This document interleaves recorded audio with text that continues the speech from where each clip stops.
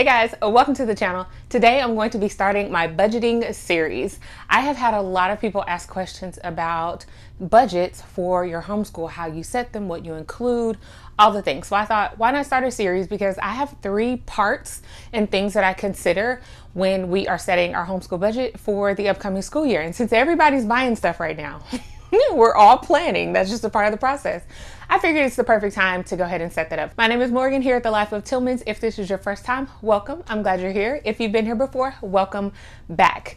As I said, we're all buying things. Make sure you stick around, y'all. I promise I am getting curriculum stuff settled.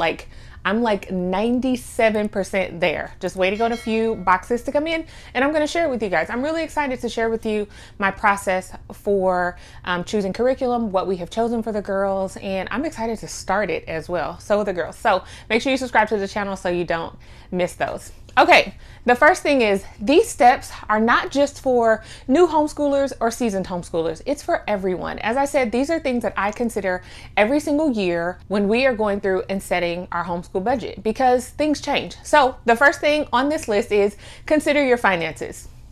And you're probably thinking, yes, it's a budget. You have to consider your finances. Sometimes people don't consider their finances when they set a budget. They just give a blanket budget and say, I want to spend $1,000 per child. I did not coin this. It just kind of popped in my mind when I was writing down notes for this. And I'm thinking, make sure that you make your budget fit your finances and not your finances fitting your budget. You cannot make a budget with finances that you do not have. And so you have to make sure that you are really looking at your current financial situation to make sure that you make a realistic budget that you can stick with. Maybe not exact, but very close. You are being a good steward when you do that. And we are to be good stewards of the things that we have. That includes our time, our finances, and anything else. And so we have to make sure that our finances and our budget are going to align with each other. The second thing is consider things that are going to be changing within your home. That could be you are expecting a new baby, you're moving, a new job. There are so many things that could be happening in your lives that can change.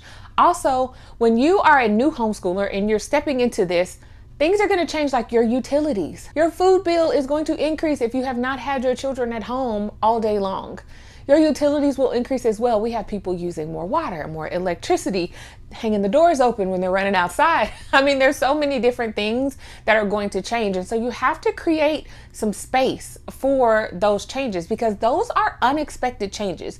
You really don't know how much your utility bills are going to go up, your food budget. You don't really know how much this new baby is going to cost or what's going to happen when you change jobs. So those are things that you have to consider when you are setting your budget for your homeschool year. The next thing that we consider in our home when setting a homeschool budget is our educational and learning needs. There are a lot of things that can fall under this category, but think about a family that has children with special needs. Their educational needs are going to be different and it could cost more. So we're thinking about speech therapy. That's one thing that we do have in our home, but there's occupational therapy, there's physical therapy. There are different tutors that a child with special needs may have. There's certain curriculum that that child may need.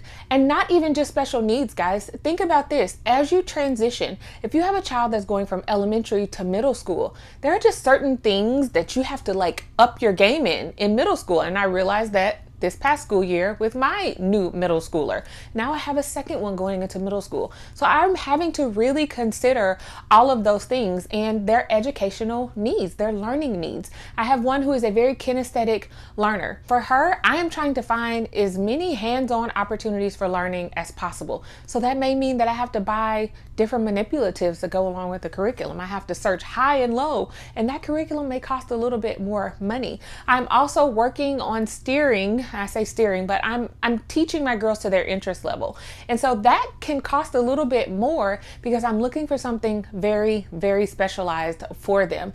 When they go into middle school, we're also planning for high school. So the things that we choose now have a huge effect on what they do in high school. And so that may cost more money. If you need something that's open and go because you are a stay-at-home working parent and you need your children to work independently, those open and go curriculum, it may be something online. Sometimes online curricula costs more than if you buy the physical books. And you're really not able to pass those down to children. So you're going to be dropping that money, and it may be a little bit more on you. And for educational needs as well, are you putting your child in a co-op? Co-ops cost money, and then you have to get the curriculum that the co-op is teaching from. So it's very important for our household that we sit down, take the time to really think about things that we're expecting for this upcoming year, educational needs for our girls, and even my needs as a parent. My girls are getting older, they're getting more into math, and while I love math, I do recognize that there are differences in how I teach math and present that information versus how my daughters receive that information. So at some point, I may have to outsource that. So that could be an online curricula, it could be a co-op, it could be a tutor. I have no idea, but I want to make sure that I plan for those things in our budget in case they happen. The fourth thing within your homeschool that we always plan for, if you guys follow us and know, we are big on extracurricular activities, electives, including field trips. Those things cost money. Wherever you live, there's a possibility that extracurricular activities could be utilized for free through your public school system. We do not have that option here. So when my girls are in extracurricular activities, it costs us money. We do try to find some that are very low to no cost, but eventually we pay for everything that they participate in.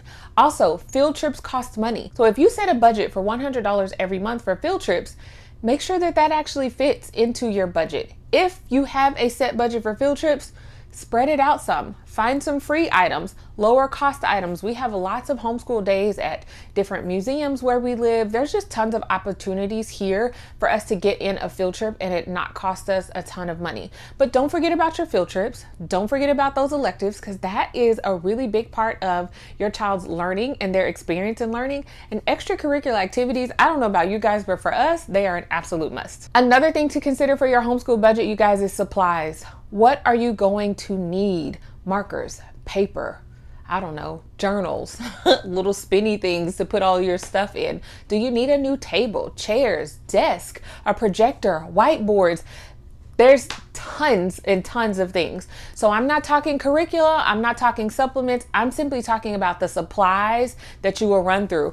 I bought a pack of glue sticks about 3 years ago. There were like 96 glue sticks in there. You guys, they're gone. They are gone. So think about what you need in order for your homeschool to function. Like, I'm making a list now. We need new erasable pens. We need new whiteboard markers and erasers. We also need pencils and colored pencils. Those things are going into my budget, and I don't necessarily have to buy them every year, but this year they are absolute must. Remember, this is part 1. Make sure you stick around for parts 2 and 3. See y'all later.